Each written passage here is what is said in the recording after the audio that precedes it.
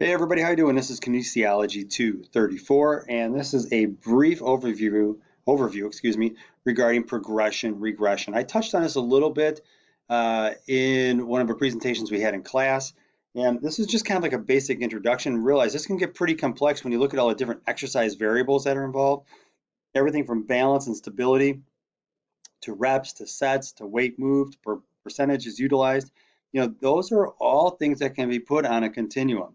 And if you're doing, um, you know, higher volume workouts, your repetitions are going to be higher. You're usually using a different loading parameter where your percentages are lower.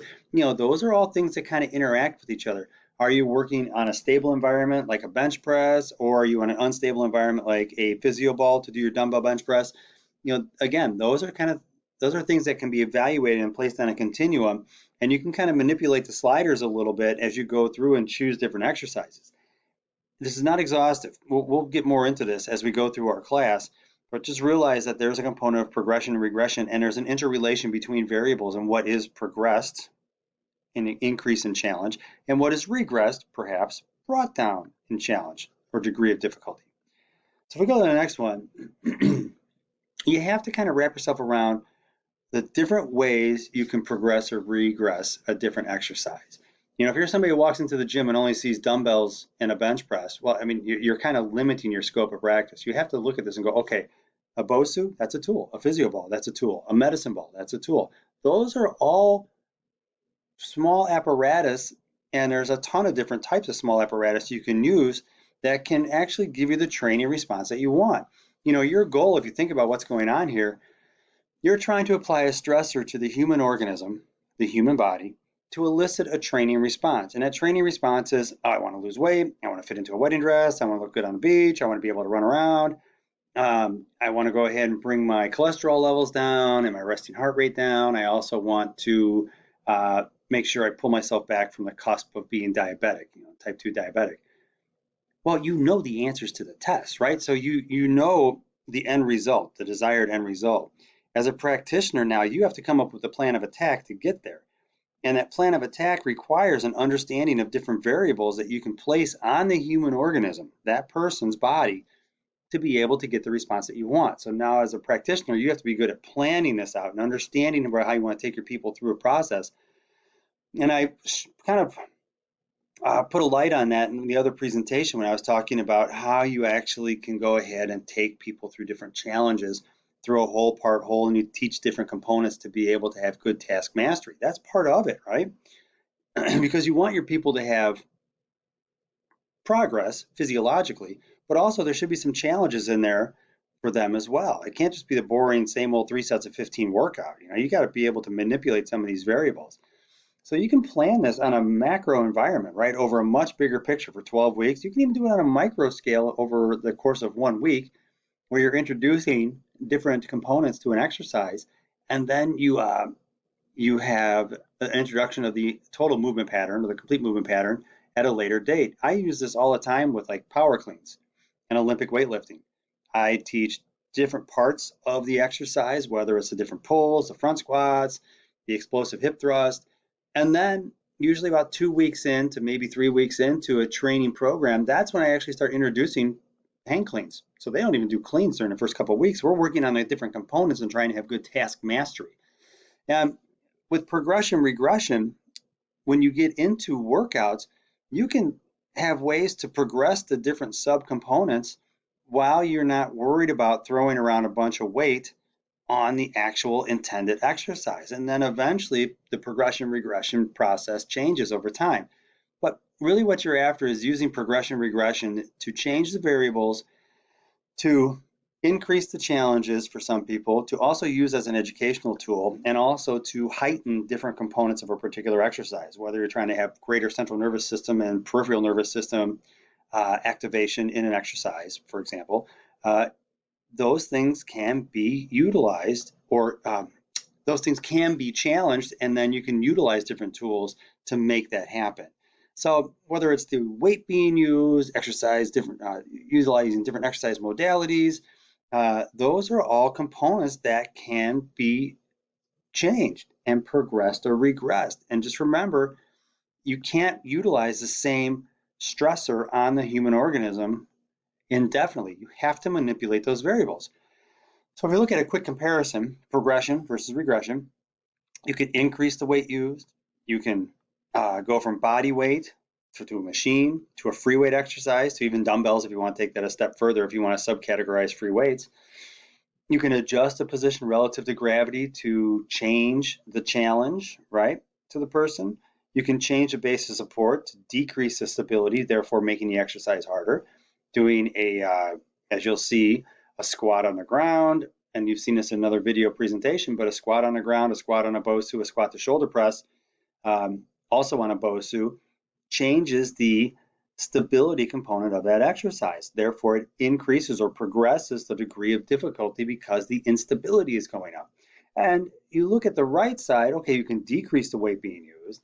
You can go from a free weight or dumbbell exercise down to a machine or a body weight exercise, which is much more primal, right? Much safer if you're doing a push-up on the floor as opposed to doing, say, dumbbell bench press on a physio ball.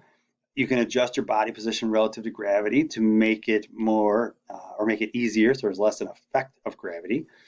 And when you look at this, you can change your base of support to increase how stable the person is. All of those are tools. All are real simple ways to look at, like on a continuum, a way to go from progression to regression. And realize there's a trade-off here, and I kind of keyed on it just a little bit. You know, if you look at an exercise like a dumbbell bench press and you go ahead and put the person on a physio ball, therefore decreasing their stability, you're progressing them in one functional area, balance and coordination, whereas you're going to have to probably decrease the weight, right? So you're making it more challenging here. You're progressing the challenge here, but you're decreasing the challenge over here. You're regressing the weight to be able to allow them to go through this learning curve. Eventually, they'll be able to push the same amount of weight, right, in time. But realize when you introduce in a different variable, it changes the context of the exercise and you're progressing in one area and you'll have to regress in another area. And you've seen this in another presentation, right? Remember this? I'm going to hit start and shut up while it does its thing.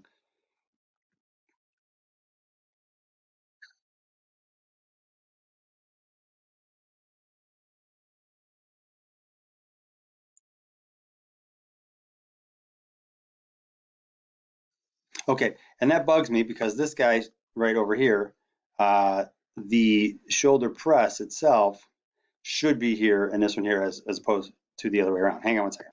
All right, now we're talking. Hold on, here we go.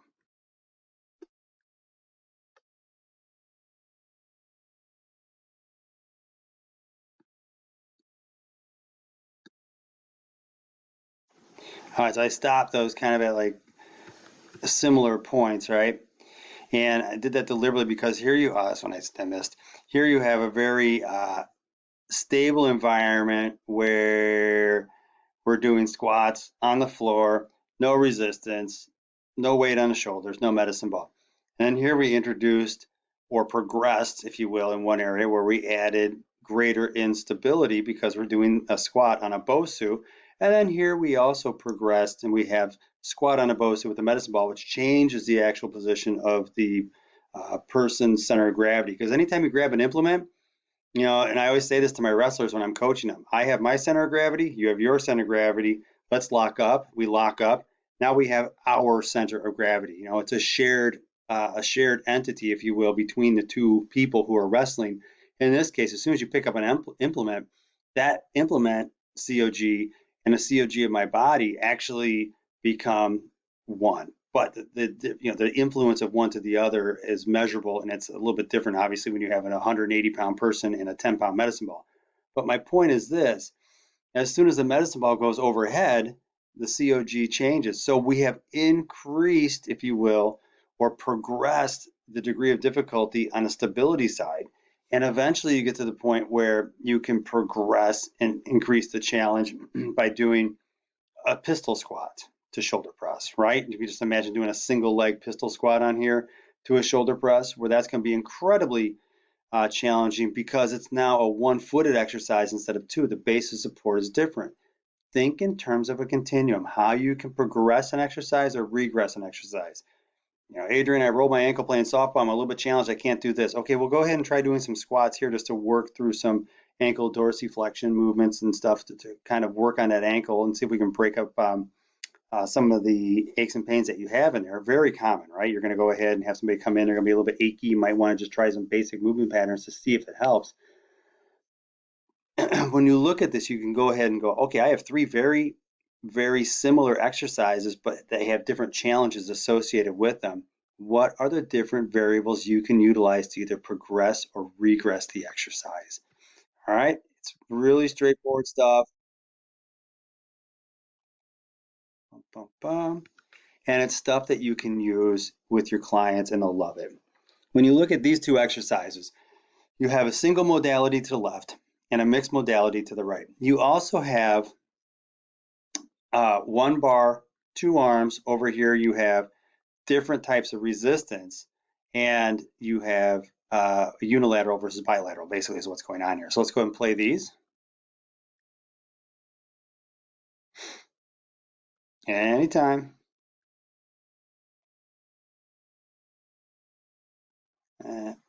We'll play this one over here.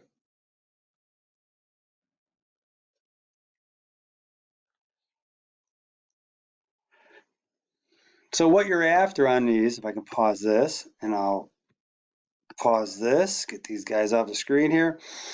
You have a very simple exercise where the person is standing, so that's similar.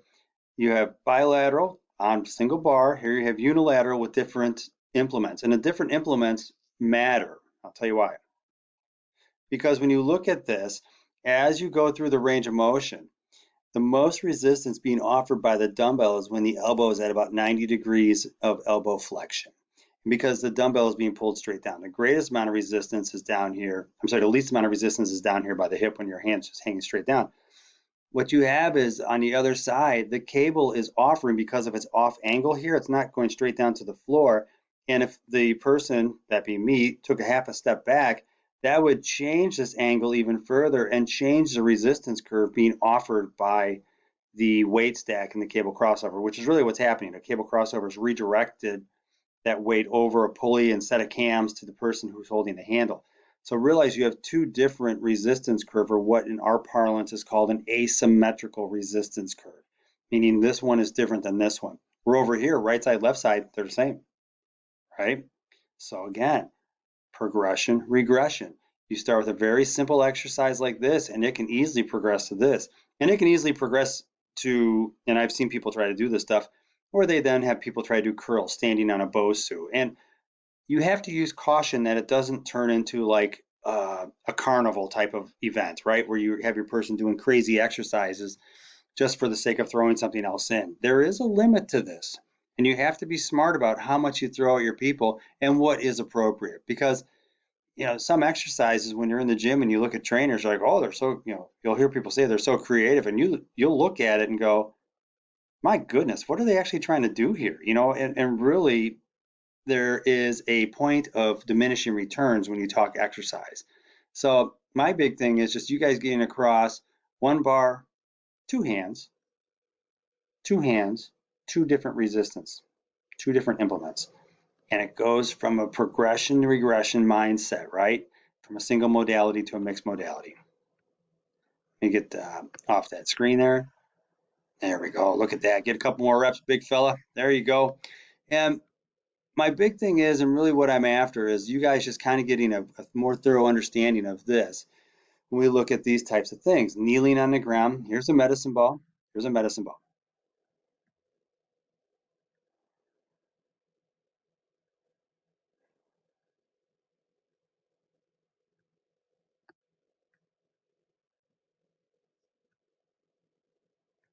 I'm going to pause that just to save some time. I don't want to run out. So you look at this, they both are the same movement pattern. They both have the same implement, the medicine ball. It's the same exact exercise, but one is unstable and one is stable. Again, how can you progress and how can you regress an exercise? And that's really the crux of what we're talking about here. And going forward, I'm very interested in having you guys wrap yourself around that concept a little bit more, because you may have to find creative ways to challenge your people as you take them through a workout program.